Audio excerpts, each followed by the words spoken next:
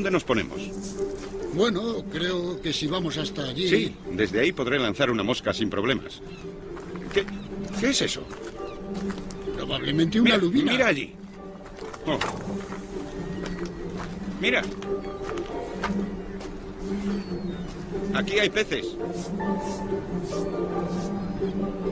Me metí en esto porque, aunque de manera muy limitada, era un cazador. Pescaba. Mi primer salmón. Mi primero y también el más grande que jamás haya pescado. Allá vamos. En un río de Gales, 11 kilos. Me puse loco de contento cuando lo pesqué. Vaya, qué aleta más grande. Nunca he estado tan orgulloso de mí mismo. Fue el último que se capturó en ese coto de pesca en años y no creo que nadie haya pescado uno tan grande desde entonces. Me sentí triunfante, pero también me he sentido culpable desde entonces porque fue uno de los últimos de una temporada de primavera que ahora ya no se da. Bueno, pero ¿por qué cada vez volvían menos salmones? No lo sabía, pero creí que debía averiguarlo. Y esto fue lo que realmente me hizo emprender este viaje para descubrir qué pasaba con los peces.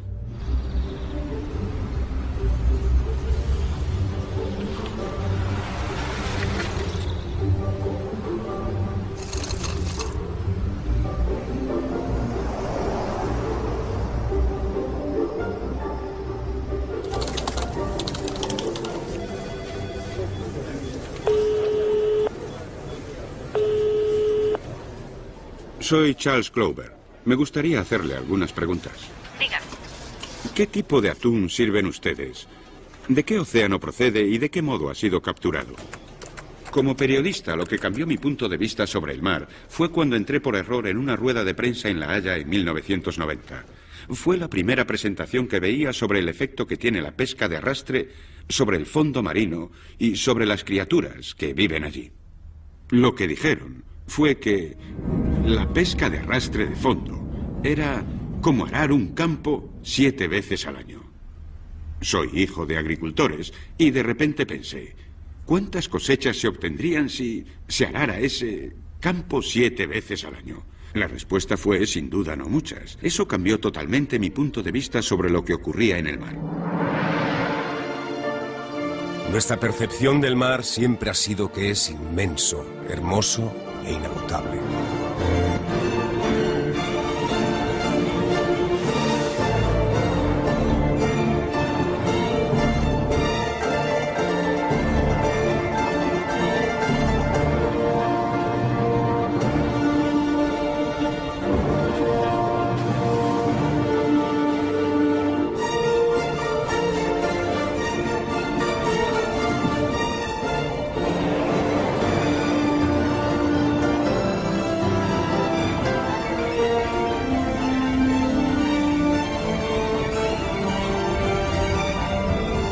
Los océanos son el patrimonio de toda la humanidad y durante miles de millones de años han estado repletos de vida.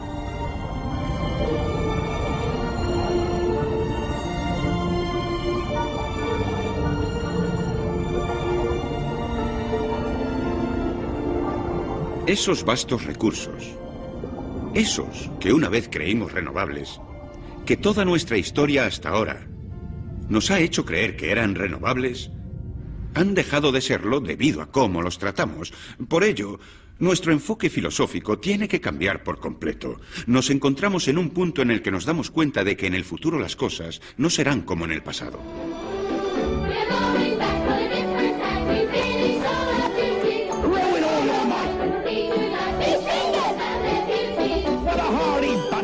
What a crunch, it's truly fact, not fable. Cod fillet so fine, golden crisp every time. Comes from the captain's table. Antes nunca nos deteníamos a pensar de dónde procedía nuestro pescado, pero de hecho, los peces son animales salvajes. Fue en Terranova donde nos dimos cuenta de esto y a qué precio. Durante siglos, las aguas del norte de Canadá rebosaban de cantidades increíbles de bacalao. Cuenta la leyenda que se podía caminar sobre el agua encima de sus lomos.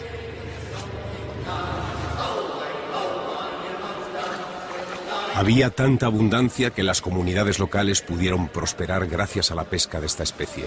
A medida que transcurrían los años, la tecnología mejoraba, las embarcaciones cada vez eran mayores, las capturas aumentaban y los beneficios parecían infinitos. Pero en 1992 ocurrió lo inimaginable. Esta noche en St. John's, unos encolerizados pescadores han desahogado su ira. Han querido irrumpir en la sala donde John Crosby daba una rueda de prensa, pero los agentes de seguridad les han impedido el paso. Lo que una vez fue la población de bacalao más abundante del mundo, desapareció a causa de la sobrepesca. He decidido que a partir de las 12 de esta noche se hará efectiva una moratoria en la pesca de bacalao del norte hasta la primavera de 1994. O colaboramos para tratar el problema, o no va a haber pescado para nadie, ni para los europeos, ni para los canadienses. Y nos encontraremos con una catástrofe ecológica entre las manos. Con o sin permiso. Con o sin permiso. Y no solo yo. Todos los pescadores de esta isla vamos a salir a pescar.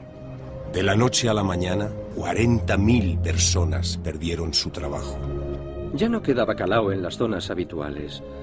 Su importancia desde la perspectiva canadiense es que es una especie que durante siglos y siglos fue el motivo por el que gente del Reino Unido y Europa, el norte de Francia en particular, migró a Canadá por la pesca del bacalao. La prohibición de pesca hizo que la gente saliera a la calle. Todos esperaban que algún día el bacalao volviera. No se vio la relevancia de todo aquello. Nadie cayó en la cuenta hasta mucho más tarde. Actualmente quedan tan pocos bacalaos que están clasificados como especie en peligro de extinción en Canadá. Y sus poblaciones no se han recuperado a pesar de la moratoria de 1992 en Canadá. Y sus poblaciones no se han recuperado a pesar de la moratoria de 1992. En 2007, este buque oceanográfico caló 2 palangres con 1.500 anzuelos cada uno para averiguar cuántos bacalaos quedaban en las aguas del litoral oriental de Canadá. En el primer palangre se capturó un bacalao pequeño. En el segundo, suficientes como para llenar una pequeña cesta. Los stocks de bacalao habían estado sometidos a tal sobrepesca que eran incapaces de recuperarse. Desde lo de Terranova, para una comunidad cuya existencia se basaba únicamente en el bacalao, queda arraigada la idea de que es parte de la sociedad, la impregna totalmente. La pérdida de los peces fue parecido a perder su alma y sigue siendo así 15 años más tarde.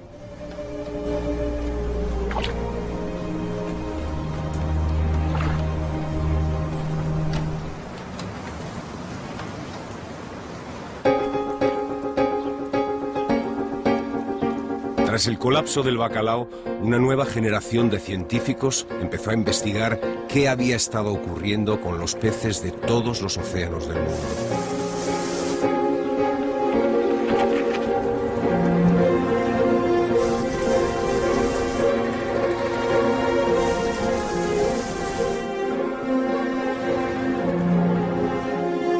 Las capturas locales habían ido disminuyendo en casi todas partes, pero lo que desconcertó a los científicos en 2001 fue que la captura global seguía creciendo. Esto no tenía ningún sentido. Una de las inquietudes que la gente expresaba era que había una gran diferencia entre la disminución generalizada de los stocks locales y el aumento que mostraban las estadísticas globales. La Organización de las Naciones Unidas para la Alimentación y la Agricultura pidió a Daniel Polly, experto en pesca global, que indagara este misterio. Daniel Polly tuvo la brillante idea de analizar por qué, a pesar de lo que ocurría localmente, y también en el caso de Terranova, las cifras seguían subiendo. Polly y sus colegas obtuvieron la respuesta al revisar las capturas declaradas de China. En todas las partes del mundo, la información era correcta, salvo en China.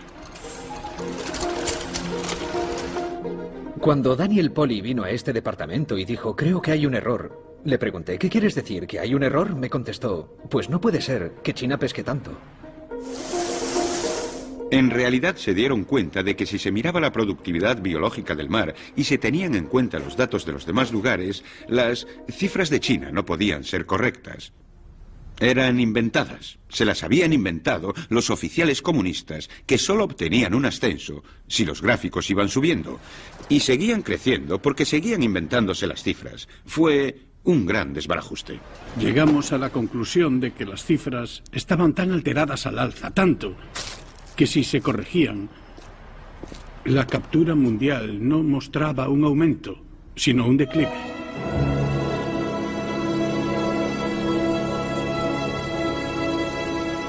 Por primera vez en la historia de la humanidad se puso en entredicho el futuro de los alimentos que proceden del mar. Un escalofrío me recorrió todo el cuerpo porque había mucha gente que se aferraba a la idea de que, bueno, puede que las cosas estén mal, pero por lo menos pescamos mucho y cada año pescamos más, así que no puede ser tan malo. Ahora sabemos que el declive comenzó aproximadamente en 1988. Pero no lo descubrimos hasta el año 2002. Todos esos datos eran señales de advertencia, contaban una historia. De alguna manera. Es una historia que sucedía al mismo tiempo que el hombre ejercía su influencia en todas partes. Pero esta historia se ha contado tarde y no hemos tenido tiempo suficiente para hacer algo al respecto. Ahora depende de nosotros. En los próximos 40, quizá 50 años, habrá una crisis, un crack, y es hora de que hagamos algo al respecto. Por eso, probablemente, este sea uno de los mayores problemas del mundo.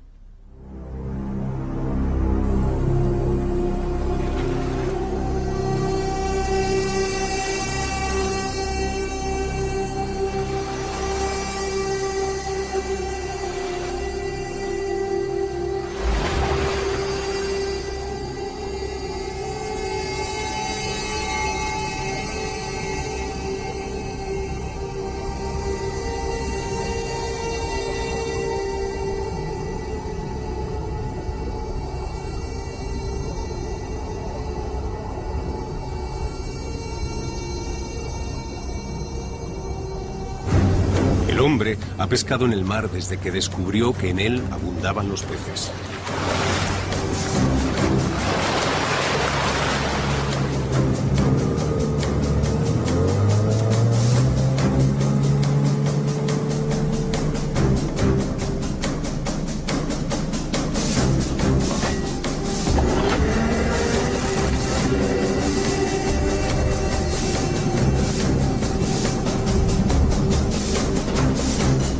Desde hace 3000 años, esos hombres y sus antepasados esperan cada año a que el atún rojo migre desde el océano Atlántico hasta el mar Mediterráneo.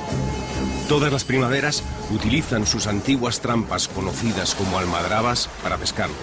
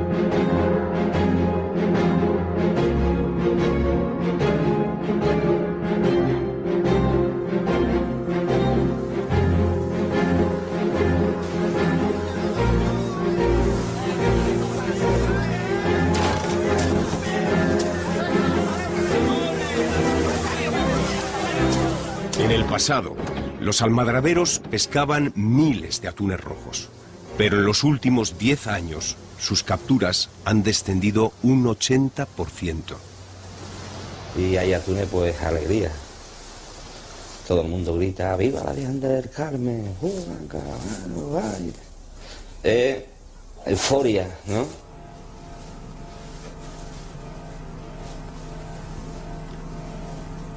Pues ya te he dicho, como te contaba, esto no es tal como cuando yo llegué, ¿no? Hace 22 años. Esto tenía mucha vida, aquí estaba tu mujer, tus hijos. Llega un momento que ya los hijos no vienen porque la situación no está muy bien. Y el momento porque la mujer se tiene que quedar con los hijos. Es una pena que yo tengo 45 años y esté hablando de esto. Porque yo también quisiera que a lo mejor...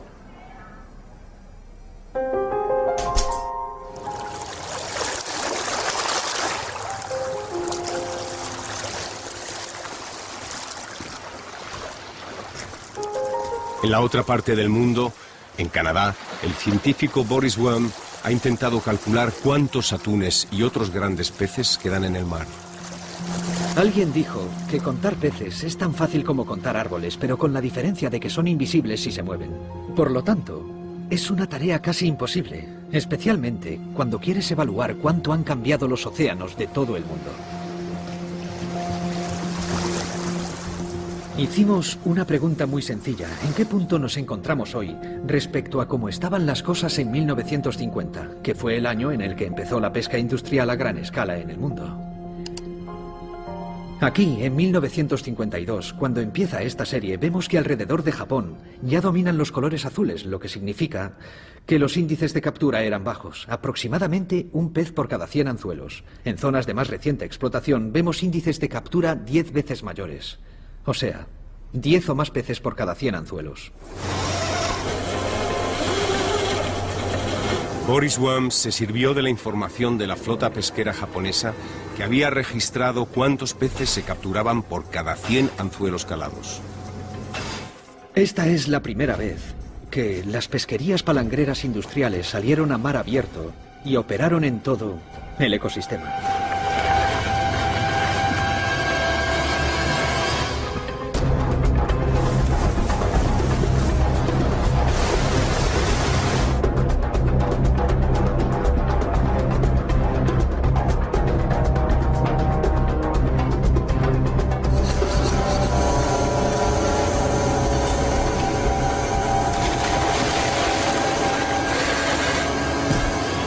Se puede observar que las pesquerías han pasado a tener una presencia realmente global y que ahora hay muchas partes del océano de color azul, lo que significa que muchos de estos grandes peces han disminuido un 90% en todo el mundo. Estos hallazgos han sido objeto de muchas críticas y se han escrito muchos artículos para atacarlos y desacreditarlos. Completamente falso. No hay duda alguna de que es completamente falso. Algunos científicos creyeron que los hallazgos de Worm no reflejaban la situación real en el ámbito local. Algunos dijeron que incluso intentar contar cuántos peces grandes quedaban en los océanos era imposible. Creo que con el afán de querer dar una idea general, no se miran con suficiente detalle los casos concretos. De hecho, sí que discrepan en algo. Con respecto a ciertos atunes, aleta amarilla y barrilete del Pacífico, dicen que es solo el 70% y no el 90%. Lo importante no son los porcentajes, eso es irrelevante. Todos sabemos que sus poblaciones han disminuido drásticamente, así que centrarse en los detalles, en este sentido, no ayuda en absoluto. Las tendencias generales de los hallazgos de Worm se reflejaron en los datos oficiales. Una especie tras otra iba agotándose. Todo el mundo reconoce que las pesquerías tienen problemas graves y lo primero que tendremos que averiguar es el nivel de gravedad.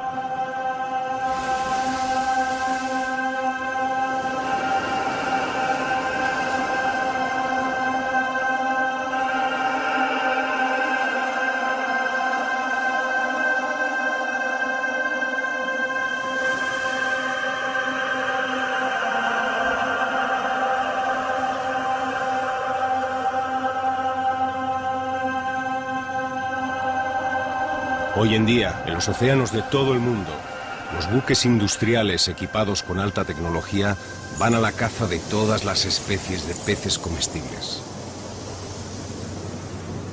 El principal problema de las pesquerías es que tienen demasiadas embarcaciones. Demasiada capacidad pesquera para tan pocos peces. Con la capacidad de la flota actual, se podría pescar 4 veces lo que se captura en todo el mundo. La industria palangrera mundial cala 1.400 millones de anzuelos todos los años. Se calcula que son suficientes como para rodear el mundo más de 550 veces. La boca de las mayores redes de arrastre del mundo es lo bastante grande como para alojar 13 aviones Boeing 747. Estamos en guerra contra los peces. Y como los atacamos con toda nuestra industria, estamos ganando. Así es como percibimos nuestra interacción con ellos. Es una lucha. La cuestión es que los avances tecnológicos son tales que ningún animal tiene la mínima posibilidad de sobrevivir.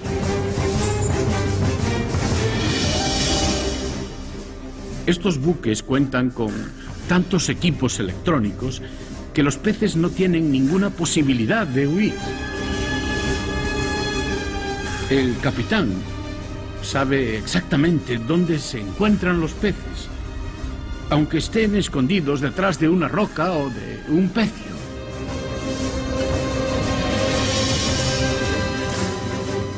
No se tarda demasiado en conocer las graves consecuencias de lo que estamos haciendo, pero aún así seguimos pulsando el botón, no estamos dispuestos a parar.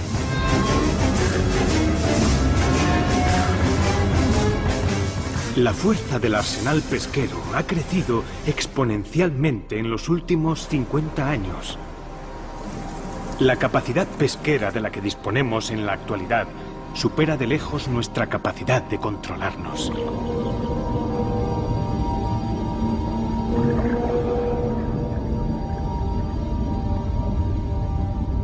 La pesca ha transformado ecosistemas enteros. De hecho, diría que una de las transformaciones a mayor escala del medio ambiente de todo el planeta ha sido el impacto de los arrastreros de fondo. Las redes son arrastradas por el fondo marino, arrancan animales como corales, gorgonias y esponjas. Estas imágenes de destrucción estremecerían hasta a la persona más insensible. Si el esfuerzo pesquero sigue aumentando, si sigue centrándose en los recursos cada vez más escasos, por supuesto, querríamos capturar todo lo posible.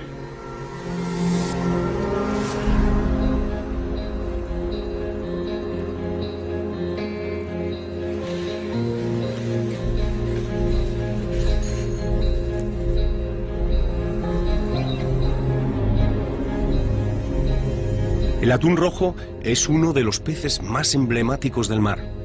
Su estilizada forma hidrodinámica y su sangre que se calienta de un modo especial le permiten acelerar más deprisa que un coche deportivo. Su deliciosa carne es la más cara y codiciada del planeta. En la antigüedad, el atún rojo se utilizaba para alimentar a las legiones romanas en el campo de batalla. Actualmente se sirve en elegantes restaurantes de sushi de todo el mundo.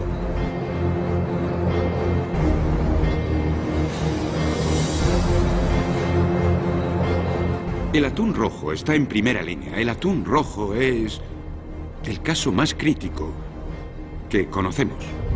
Durante muchos años, los científicos han pronosticado que se pescaría atún hasta su extinción, lo que de hecho ya está ocurriendo.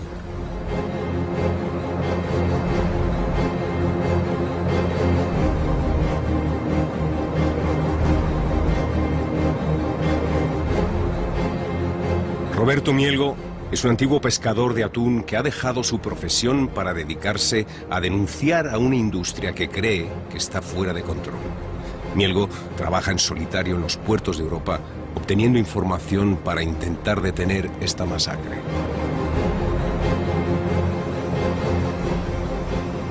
Es atún rojo, sí. Desde aquí puedo ver que se trata de atún rojo.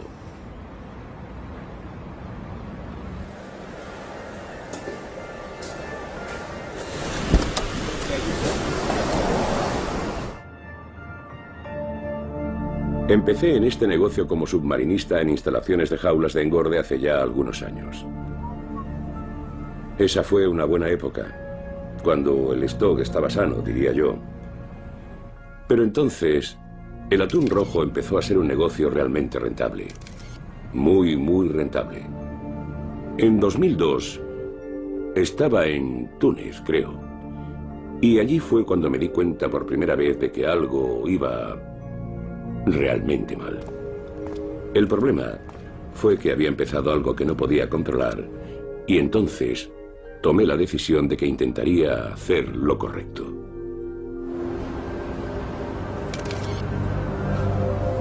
Ahí están desembarcando atún rojo. Digamos que solo hay 2 contenedores. Y los abarrotan. Miden casi 12 metros de largo. Con 28 toneladas cada uno. Lo que da 56 toneladas de pescado. Que es más de la captura que Taiwán declara normalmente al final de la temporada de pesca. Así que ya te lo puedes imaginar. ¿Un buque? Solo uno.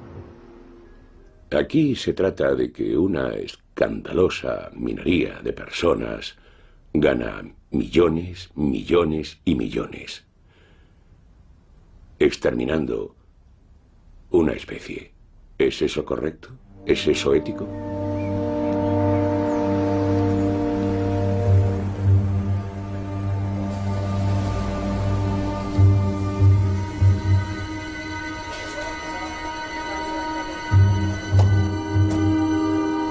En Luxemburgo, los ministros de la Unión Europea se reúnen para decidir el destino de los peces y de la industria que depende de ellos. Se supone que la pesca se controla mediante cuotas, es decir, la cantidad que se permite capturar a los pescadores, recomendadas por científicos y aprobadas internacionalmente.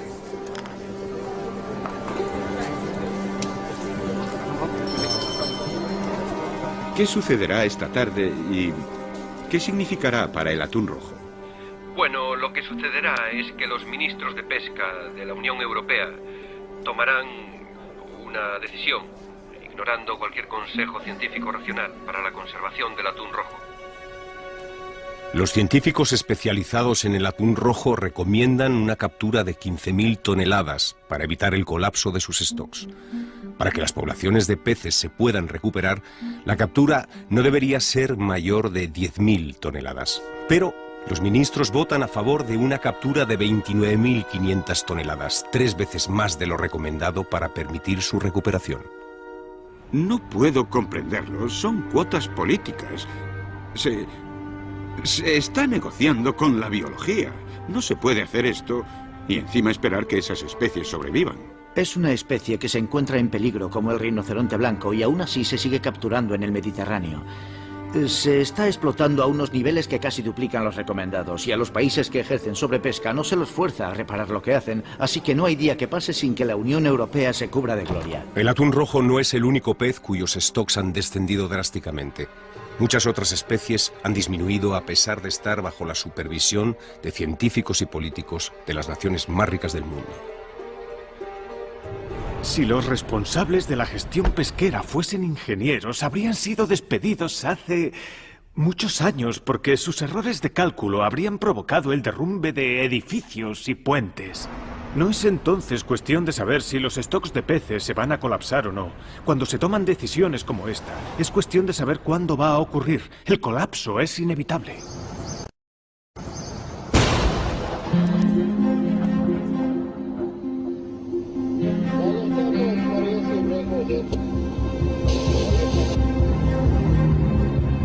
Este es el centro del universo del atún rojo. Bienvenidos a Malta. Roberto Mielgo ha venido a Malta para investigar si la industria del atún captura más peces de los permitidos por las cuotas.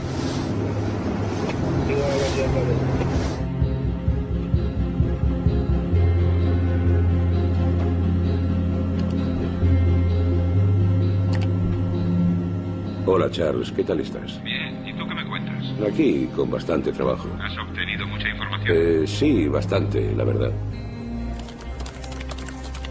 A pesar de que los científicos recomiendan una captura anual de 15.000 toneladas y de que los políticos han decidido 30.000, Las cifras oficiales demuestran que la industria del atún rojo en el Mediterráneo sencillamente ignora las regulaciones y captura 61.000 toneladas, una tercera parte de la población total del atún rojo. Mielgo descubre que algunos pescadores no se detendrán ante nada para hacerse con este producto tan codiciado. Hace unos días fui a Lampedusa y, por casualidad, encontré algunos documentos interesantes. ¿Hay algo que los relacione con alguna actividad pesquera? Con el fin de pescar lo máximo posible, las flotas utilizan aviones para localizar los bancos de atún. Una práctica declarada ilegal desde hace 10 años.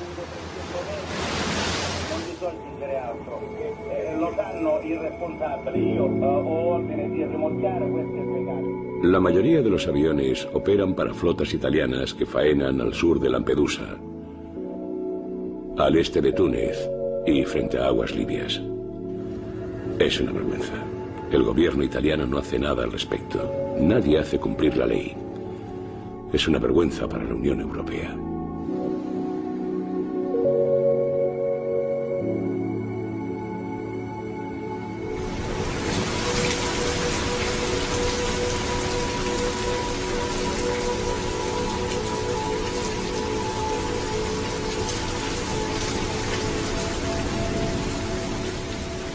La infracción de las leyes por parte de los pescadores es uno de los mayores problemas a los que se enfrentan los océanos de todo el mundo. La pesca ilegal, no declarada y no reglamentada, representa 25.000 millones de dólares al año. Los pescadores burlan las leyes porque pueden, porque nadie los pilla, pero esto ocurre en todos los sistemas. Un estudio realizado afirma que el 50% del bacalao capturado en el Mar del Norte era ilegal. 1 de cada 2 pescados que comemos es robado. Nos lo han robado a nosotros.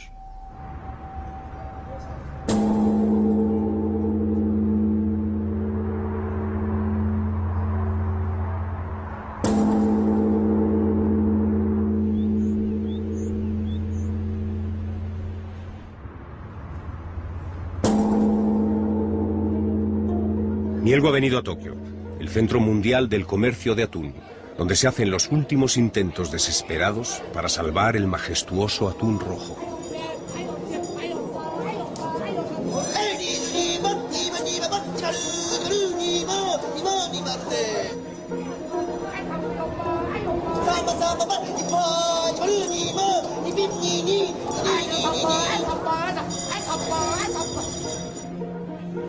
La empresa más importante del negocio del atún es la multinacional Mitsubishi, el fabricante de coches y productos eléctricos. De hecho, no captura peces, solo los compra.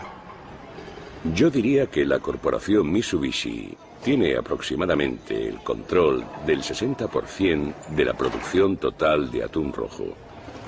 De la producción del atún rojo del norte, en el Atlántico y en el Mediterráneo.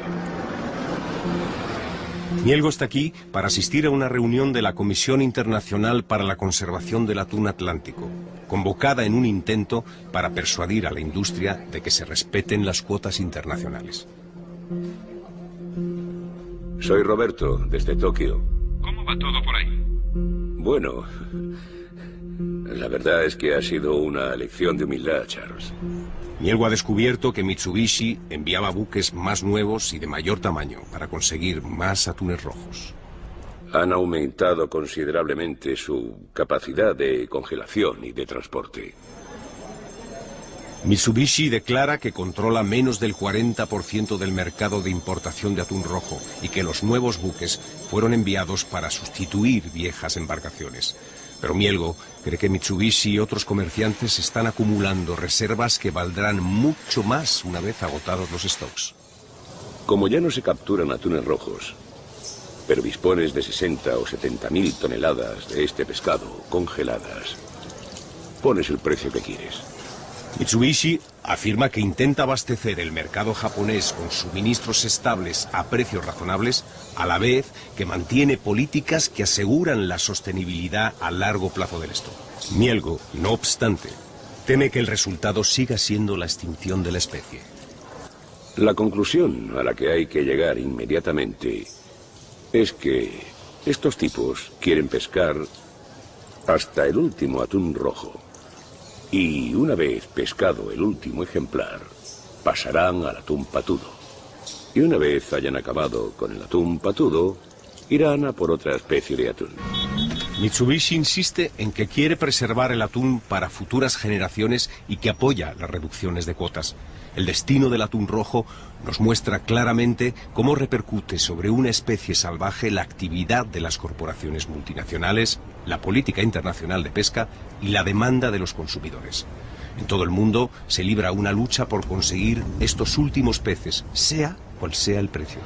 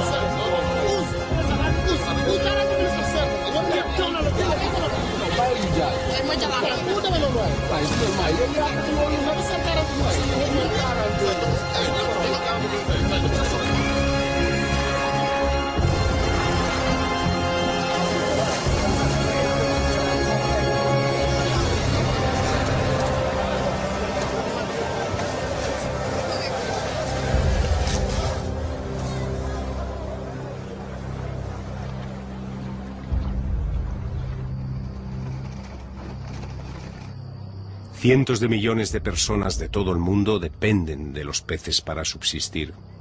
Para 1.200 millones de personas es una parte esencial de su dieta. En África Occidental, que antiguamente contaba con uno de los mares más ricos del planeta, los stocks de peces han descendido en masa en los últimos 50 años. Rashid Soumaila es un experto en las pesquerías del África Occidental y ha ido a Senegal para determinar el impacto de esta situación en sus habitantes. Los peces son esenciales en África Occidental. Quiere decir que las personas que viven en la costa dependen de los peces e incluso la gente del interior baja hasta la costa cuando les falta el dinero, cuando hay inundaciones, la gente del desierto, etc. Por lo que es muy importante que esto siga así, porque si deja de haber peces, la costa de África Occidental estará plagada de problemas y no podemos permitirnos que esto ocurra.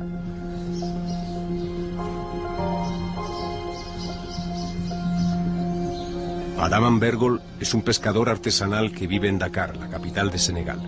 La pesca es su medio de vida.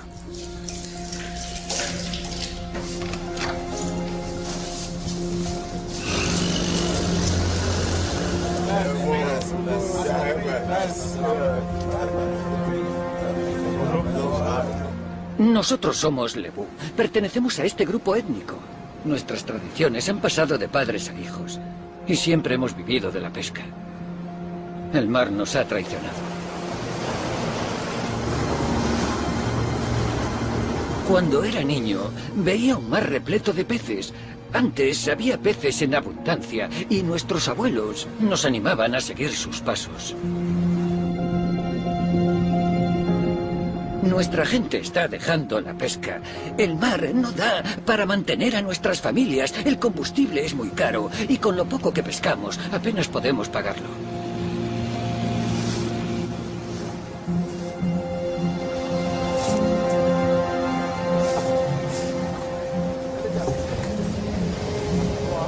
En la actualidad, Adama gana $6 por lo que pesca.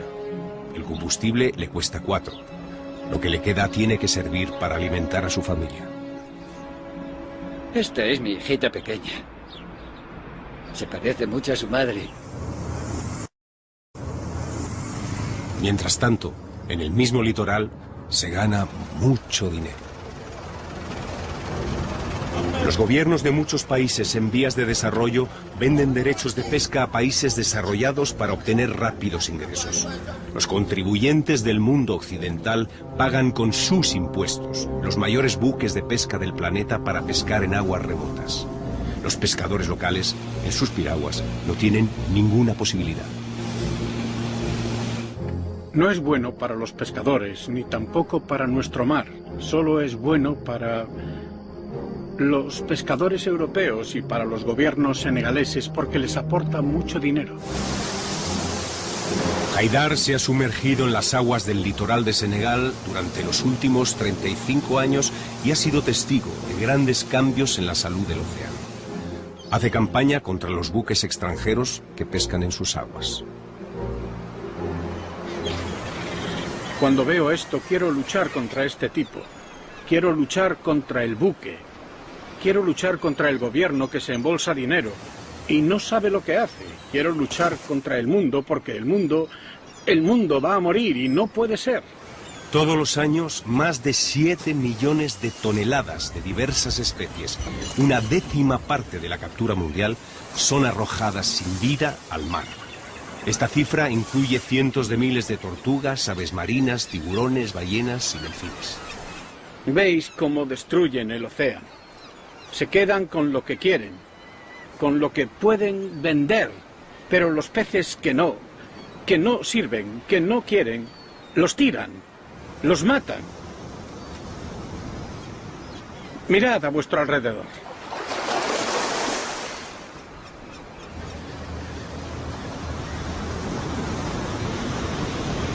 Las flotas extranjeras han acaparado las capturas y los pescadores como Adama se encuentran ante una decisión imposible.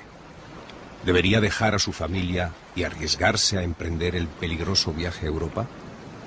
La verdad es que yo veo las cosas muy negras. Cuando pienso en ir a Europa, una sensación extraña me recorre todo el cuerpo. Sé que es seguro y que no lo es, porque conozco los peligros del mar, pero no tengo elección. Mirad a mi hija.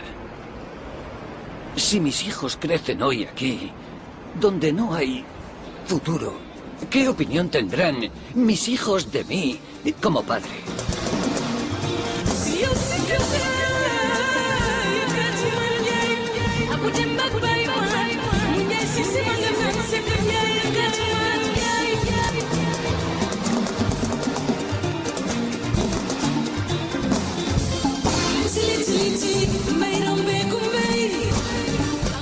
Los peces se van y la gente cada vez es más pobre. ¿Y qué ocurre? Intenta emigrar. A los europeos les gusta nuestro pescado, pero no les gusta nuestra gente. Los peces tienen visado, pero a la gente se la repatria.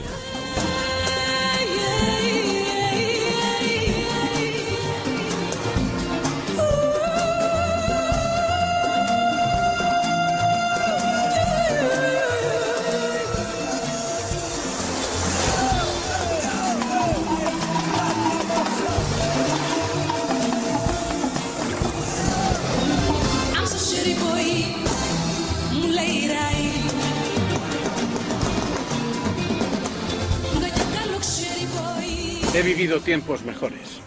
El hombre no va a cambiar. Y el mar va a morir. Porque el hombre está loco. Nosotros estamos locos. Nuestro mundo se ha vuelto completamente loco.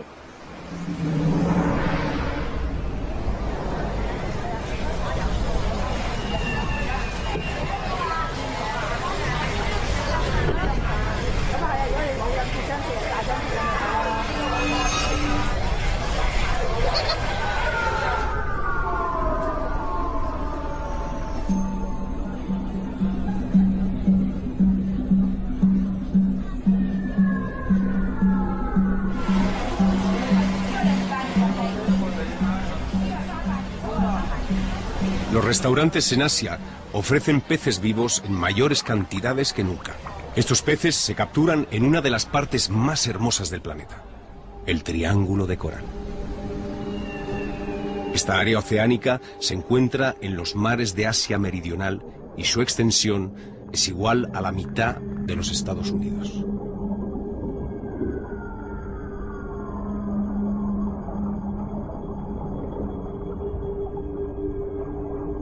Los arrecifes de coral se convirtieron en objetivo de pesca como suministro de alimento cuando las aguas locales se quedaron sin peces.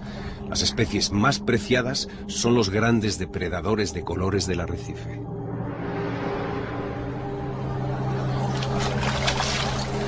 Nuestro apetito insaciable por esas delicias amenaza con romper el frágil equilibrio de la naturaleza y desencadenar el caos.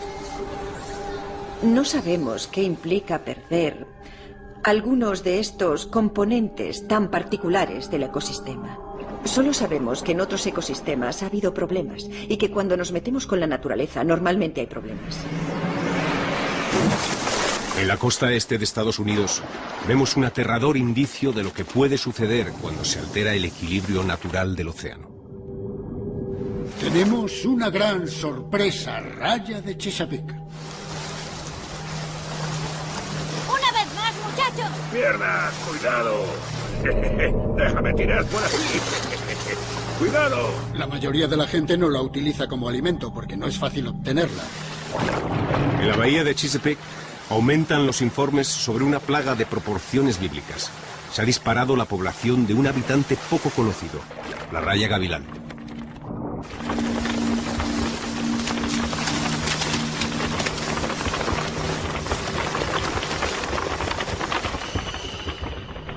El científico de la zona, Pete Peterson, investigaba el aumento de la población de la raya gavilán cuando observó que el gráfico de su crecimiento era exactamente opuesto al gráfico del declive de su principal depredador, el tiburón. Hasta algunos científicos de prestigio dirán que estas estadísticas, en cierto modo, son la guinda del pastel cuando te dedicas a esto.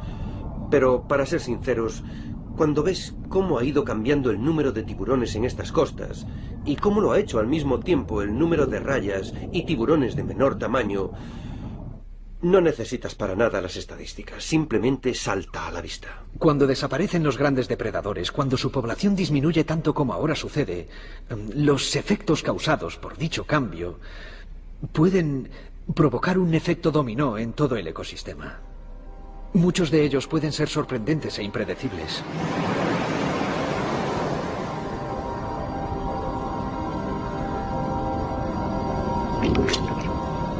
Hay evidencias que demuestran que esta reacción en cadena tiene lugar en todo el mundo. En Terranova, el número de langostas se está disparando. Con la pérdida del bacalao y otros peces bentónicos, hemos presenciado un aumento abundante de otras criaturas. En esta parte del Atlántico siempre ha habido bastantes langostas, pero ahora es evidente que hay bastantes más, así que parece bastante razonable llegar a la conclusión de que el declive del bacalao y de otros peces depredadores ha preparado el terreno para un aumento abundante de las criaturas de las que el bacalao solía alimentarse. Los pescadores se han aprovechado de este periodo de bonanza. Se puede ganar mucho dinero con la langosta, pero ¿cuánto durará? Esta es la situación que surge en todos los lugares donde se eliminan los peces, los últimos peces. En muchas partes lo que se ha disparado son las gambas. Hay muchas gambas. Las gambas generan mucho dinero, pero si las pescamos, ¿qué ocurrirá después? Al final, cuando también hayan desaparecido las gambas y las vieiras, lo que solo nos quedará será simplemente un ecosistema de barro y de gusanos. Las plagas de medusas aumentan. Ya no se puede ir a muchas playas. Nuestros océanos, que antes albergaban peces grandes, ahora están abarrotados de algas, plancton y gusanos. Palitos de plancton o con forma de pescado, puede que hamburguesas de medusa. Las opciones son infinitas.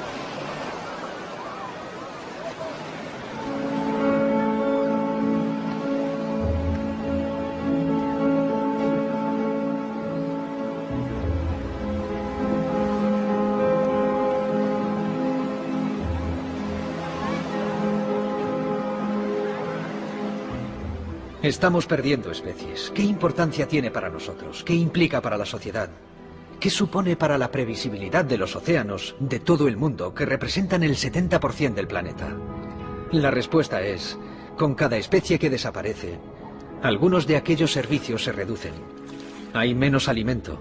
La calidad del agua es cada vez inferior y la estabilidad del sistema empeora. Lo que más me chocó fue que la capacidad del sistema de absorber los impactos y los desastres, de enfrentarse al cambio climático, de afrontar la sobrepesca, estaba disminuyendo.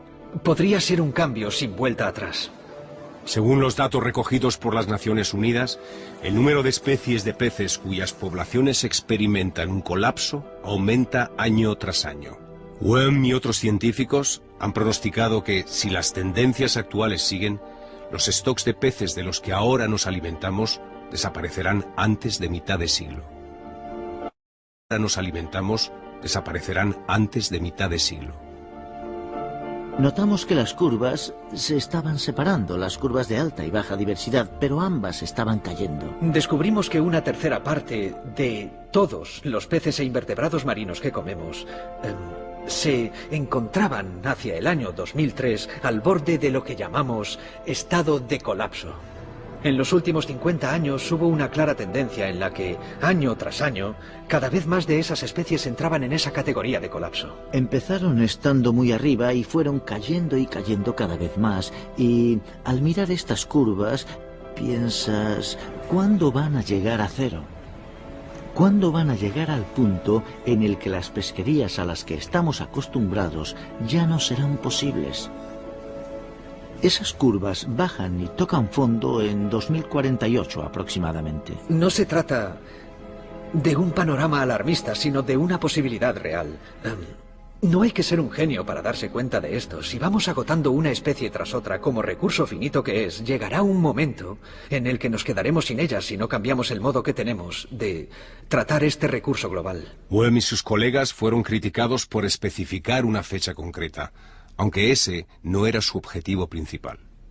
Cualquier persona que hace una extrapolación lo hace siempre asumiendo que las cosas siguen igual que hasta la fecha. Y diría que si asumimos que las cosas seguirán como hasta ahora, esta predicción de que no tendremos peces en 50 años más o menos sería correcta. Cuando la humanidad vea que hay una presión real sobre los recursos terrestres, cuando empecemos a tener graves problemas a causa del calentamiento global, cuando nuestra comida empiece a escasear, nos daremos cuenta de que hemos despilfarrado uno de los mayores recursos que jamás hemos tenido en el planeta, los peces. Esto es lo que significa.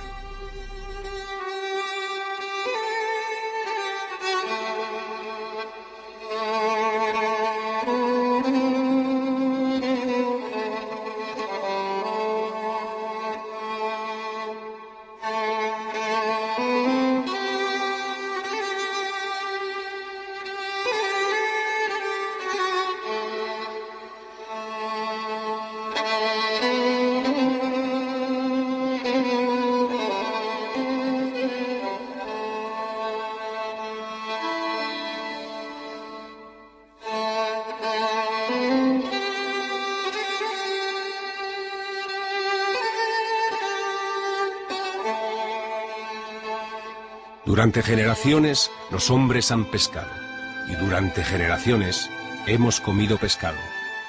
¿Qué puede hacer nuestra generación para impedir que alcancemos el final de la línea?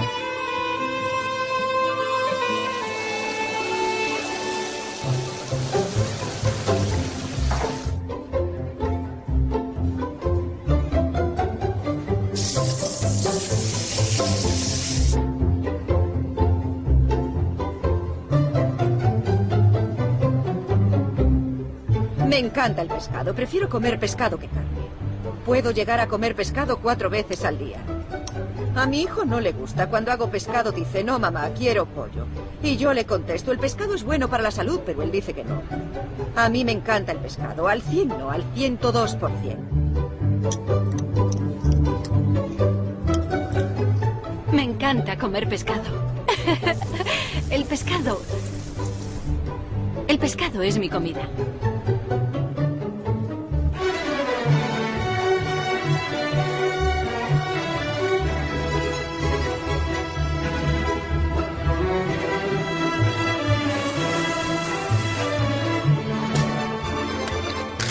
Muchas veces la gente dice, ¿dónde han ido a parar los peces? Se ha acabado el 90%.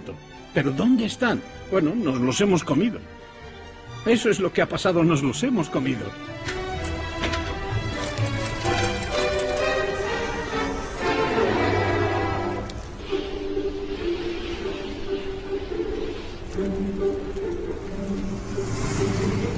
Cuando vemos un trozo de pescado en el plato, ¿qué sabemos de él? Sabemos que es bueno, que probablemente contiene ácidos grasos omega 3 que ayudan a nuestro organismo. Pero, ¿qué más sabemos? ¿Sabemos qué tipo de peces? ¿A qué especie pertenece? ¿Sabemos si fue capturado de manera legal o ilegal? ¿O en aguas de algún país remoto donde sus habitantes habrían preferido capturarlo por sí mismos? Hola Ingrid, soy Charles Clover del Daily Telegraph. He visto que tenéis marlín en la carta. Es un pescado que cuesta encontrar en un menú. Y me preguntaba si sabes qué especie de marlín es, porque creía que no quedaban demasiados. Ambos peces, tanto el atún rojo como la lubina chilena, se encuentran en la lista de especies en peligro. Me gustaría hablar con alguien que conozca la política de procedencia del pescado de los restaurantes Nobu. ¿Podemos mandarles un correo electrónico? No, no podemos. El periodista británico Charles Clover ha estado intentando averiguar qué ofrecen algunos de los restaurantes más exclusivos del mundo a sus clientes. Tras 5 años de negativas, al final Nobu aceptó hablar. Hola. ¿Qué tal, señor Clover? ¿Cómo está usted? Hola, señor Notar, ¿cómo está? Como si nos conociéramos de toda la vida.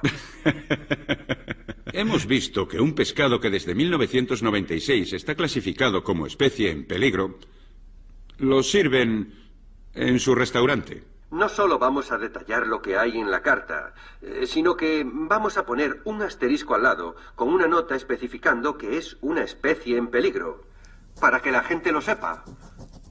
Esta es la primera medida que vamos a tomar. Después, también es podemos... una táctica un poco agresiva. Hay una especie en peligro en la carta y cree que la gente va a pedirla. ¿Usted cree? Bueno, mire, me está poniendo entre la espada y la pared. Por un lado hay gente que se queja porque no se les informa. Y por otro, la gente tiene que tomar sus propias decisiones. En los paquetes de cigarrillos hay advertencias de que el tabaco puede matar. Lo que la gente querrá saber es por qué no lo quitan ustedes ya de la carta. Si tuviesen en la carta orangután, leopardo, león, tigre u otras especies en peligro de extinción, pues la gente no entraría al restaurante. Habría grandes escándalos. Se escribirían artículos en la prensa sensacionalista al respecto. La gente protestaría e incluso quemaría la casa de los dueños. O les dejaría excrementos en la puerta o les rayarían el coche. Sin embargo, lo mismo les ocurre a los peces y nosotros no hacemos nada por evitarlo. Este plato es moderno, refrescante y tiene un aspecto realmente vistoso. Pero es demasiado simple. Para solucionarlo tengo un hermoso atún rojo. Ahora que estos programas televisivos tan populares con chefs famosos han hecho que el pescado esté tan de moda, ¿es demasiado tarde para salvar los océanos? La gente no deja de preguntarme, ¿eres pesimista u optimista? Y les contesto, totalmente optimista. A lo que vuelven a preguntar, ¿y qué te hace pensar así? Mi respuesta es, bueno, 2 cosas. La primera es que ahora disponemos de mucha más información sobre lo que está pasando que hace 5 años.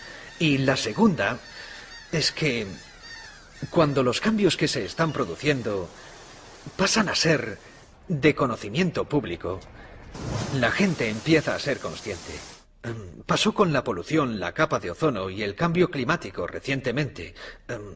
Empezaron a pasar cosas y la gente reaccionó. Creo que hay un mensaje de esperanza porque todavía tenemos tiempo para darle la vuelta al curso de la historia. Y aunque los implicados se hayan envenenado, aún hay tiempo para salvarlos.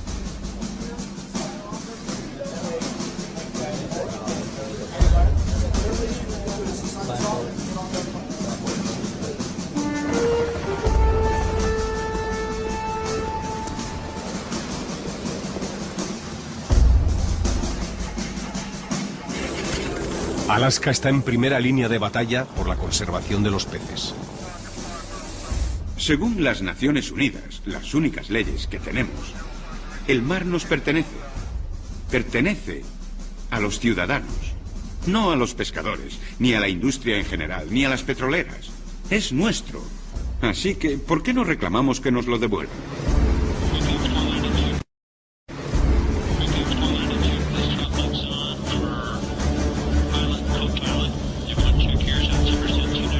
Alaska cuenta con un límite de pesca de 200 millas que hace cumplir de manera estricta. Está en la zona de Porlock. Las coordenadas son 56. Parece ser que han estado pescando en un área diferente de la que solicitaron. Una de las lecciones aprendidas de Alaska es que primero hay que impedir que entren nuevos buques y encontrar mecanismos para que otros se vayan y que el tamaño de la flota sea proporcional a los recursos. La política pesquera de Alaska no es perfecta, pero controla escrupulosamente el número de barcos pesqueros y permite a quienes manejan las pesquerías comprobar cuánto se pesca y actuar en consecuencia. Las políticas pesqueras se determinan según los datos científicos. Los límites de captura se fijan por debajo de lo que pueden soportar las poblaciones de peces.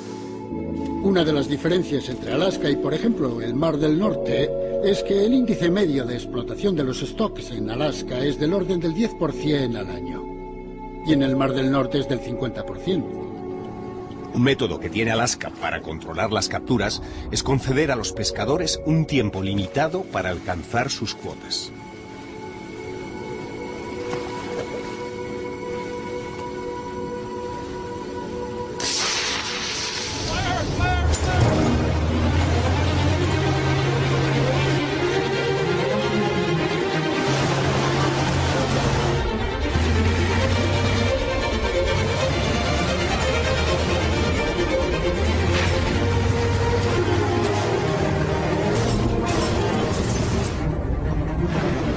Si lo miras solo desde el punto de vista personal, a veces hay que hacer sacrificios. Pero si lo miras desde una perspectiva global, es evidente que hay que reducir la captura. Pero lo hacemos sabiendo que probablemente así tendremos una mejor temporada de aquí a 2, 3, 4 o 5 años. No queremos pescar solo este año o el año que viene, sino de aquí a 10 o 20 años.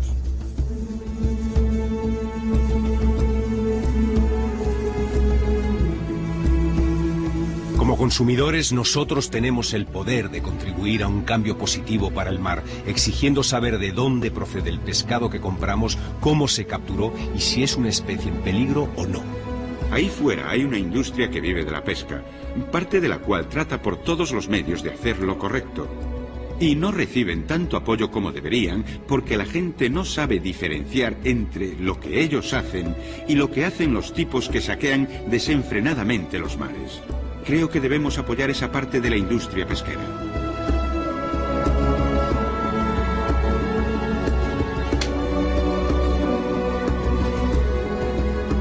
Para los consumidores existen guías que indican qué pescados se pueden comer sin problemas. También hay etiquetas que certifican su sostenibilidad, como la que expide el Marine Stewardship Council, MSC. Lo que hacemos y las decisiones que tomamos, por ejemplo, en los supermercados o en un restaurante, tienen un efecto directo sobre la diversidad marina. Solo una pequeña parte del pescado que compramos procede de una fuente sostenible, pero gracias a la creciente presión, las cosas van cambiando poco a poco. Incluso la mayor cadena del mundo, Walmart, venderá solo pescado fresco y congelado con el certificado MSC antes de 2011. Vendemos aproximadamente 9 millones de kilos de pescado fresco al año. Teníamos que hacer algo que nos protegiera a medida que íbamos creciendo y para cuando necesitáramos más producto en el futuro. Y gracias a la orientación de MSC, podemos hacer que siga creciendo nuestro negocio. Birdseye, que en su día fue la empresa más importante de palitos de bacalao, ahora compra más de 2/3 partes del pescado de fuentes sostenibles. También la cadena de restaurantes de comida rápida McDonald's afirma que el 90% de su pescado procede de una fuente sostenible. Saber es poder y lo que el poder nos brinda es la oportunidad de cambiar el modo de hacer las cosas y de comportarnos. Cada vez más peces provienen de la acuicultura.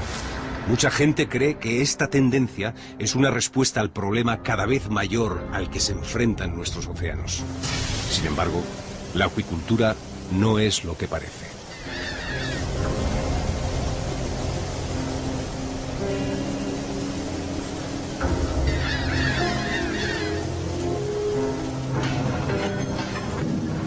Esta práctica captura peces para alimentar a los que se crían en las granjas. Es decir, mata más animales de los que produce.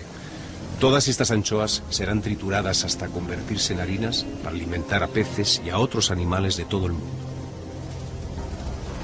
De los 100 millones de toneladas que se capturan todos los años en el planeta, el 40% se destina a elaborar comida para alimentar a otros peces y no a personas.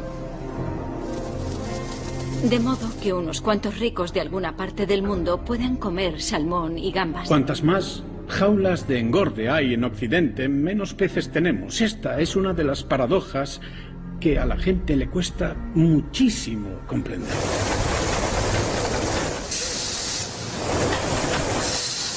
La acuicultura de especies que se alimentan de peces no puede desarrollarse mucho porque no hay tanto pescado en el océano para alimentarlas.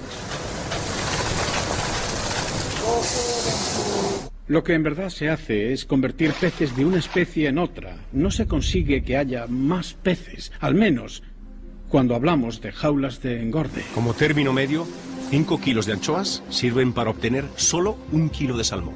Estamos bajo mínimos. Hemos traspasado los límites de lo que el océano es capaz de suministrar para poder mantener la industria de las jaulas de engorde. ¿Cómo puede crecer así si hemos llegado al final, si ya no queda materia prima? Patricia hace campaña para animar a que la gente coma peces como la anchoa, el arenque o la caballa, en lugar de peces criados en jaulas de engorde que se alimentan de estas especies. ¿Por qué no nos comemos directamente ese pescado? ¿Por qué no comemos las anchoas? Además, son mucho mejores que el salmón. Este pequeño pez tiene toda la energía necesaria para estar sanos.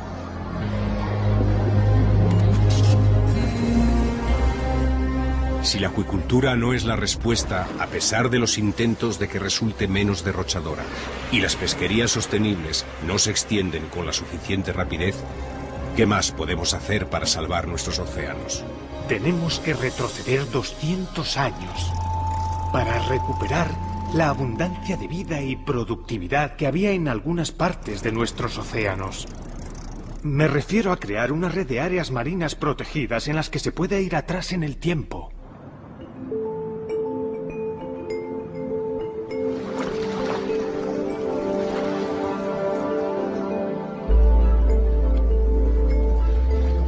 Es un país bonito. No puede ser más hermoso. Es como haber muerto y estar en el cielo.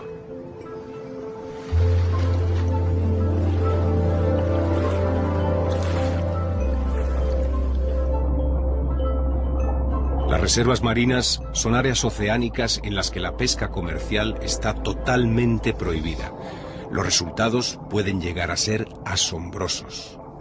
Los lugares donde se ha establecido un área donde no se puede pescar y se ha vigilado y gestionado bien, donde los habitantes están convencidos de protegerla, han proporcionado maravillosos beneficios.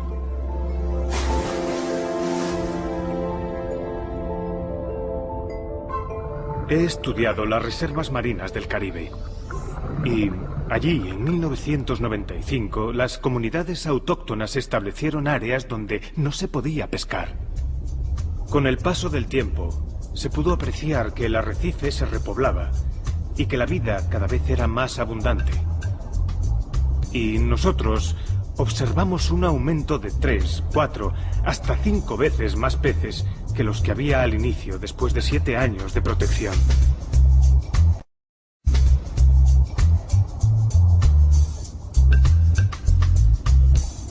Harry McKinney es un pescador de South Andros, en las Bahamas, que hace campaña a favor de establecer una reserva en una zona destruida por la pesca. La mitad de esta zona es un área protegida. No se permite pescar a nadie aquí. Y si se permite, hay normas que se deben respetar. Es algo natural. Así habrá más peces. Un año irás a una roca y verás un mero. Y al año siguiente quizás verás 2. Y al año siguiente quizás 4. En definitiva, dejemos que trabaje la naturaleza. Las reservas marinas son absolutamente necesarias. Y, además, necesitamos tener muchas. El mejor cálculo disponible sobre cuánto costaría tener una red global de áreas marinas protegidas que cubra entre el 20 y el 30% de la superficie de los océanos es que podría costar de 12 a 14.000 millones de dólares al año para gestionar una red de esa magnitud. En comparación con las subvenciones de pesca, la cantidad es más o menos equivalente. Se estima que las subvenciones de pesca son del orden de 15 a 30.000 millones de dólares al año, y estas sirven para fomentar la sobrepesca. En cambio, estos 12 o 14.000 millones de dólares servirían para gestionar las áreas protegidas que contribuirían a la solución del problema. Además, durante el proceso se crearía 1 millón de empleos en todo el mundo. Existe un acuerdo mundial para establecer una red de áreas marinas protegidas para el año 2012. Algunos países han prometido proteger el 20% o más. No obstante, debemos presionar a los gobiernos para asegurarnos de que esto ocurra. Contamos con unas 4.000 reservas marinas de diferentes tamaños en el mundo, que cubren menos de un 1% del océano, un 0,6% exactamente de los océanos. En el 99,4% restante se puede pescar. Está permitido pescar en el 99% del océano. Eso, a mí, no me parece una buena representación de nuestros intereses como ciudadanos. Las reservas marinas por sí solas no solucionarán el problema del colapso que sufren los mares. Los pescadores y los peces migratorios viajarán a áreas no protegidas, por lo que estas zonas también deberán ser controladas. Los políticos tienen que actuar de manera responsable a la hora de tomar decisiones sobre los océanos. Los consumidores deben cambiar sus hábitos alimentarios y la industria pesquera de todo el mundo debe acatar las leyes y reducir su capacidad. El problema es conseguir que los políticos pongan en práctica todo esto. Además, siempre se encuentran obstáculos. No se puede hacer porque afectaría al sustento de demasiadas personas, etc. Pues al final ese sustento desaparece año tras año por no hacer nada al respecto. Quiero que sean ellos quienes gestionen el mar para que se recupere. Quiero que el mar esté lleno de peces. Quiero que esté repleto de bacalaos, rayas, abejos, fletanes y también mariscos, que haya de todo. ¿Quiere la sociedad ver esa recuperación? ¿O la sociedad se alegra al ver los agotamientos masivos? No creo que mi hija de 6 años esté demasiado contenta dentro de 10 años cuando lea sobre todo esto y me diga: Dios mío, todo esto ocurrió en tu época, ocurrió en mi época, o en la de cualquier persona que tenga entre 30 y 60 años. Está ocurriendo en nuestras narices y todos tenemos una responsabilidad. La diferencia entre este y otros problemas medioambientales es que este es relativamente fácil de resolver. Podemos actuar ahora.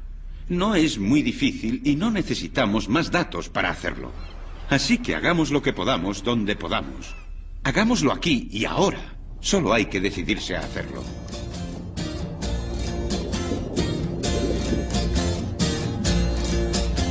Now there are 3 steps to heaven. Just listen and you will plainly see. And as life travels on and things do go wrong, just follow steps 1, 2, and 3.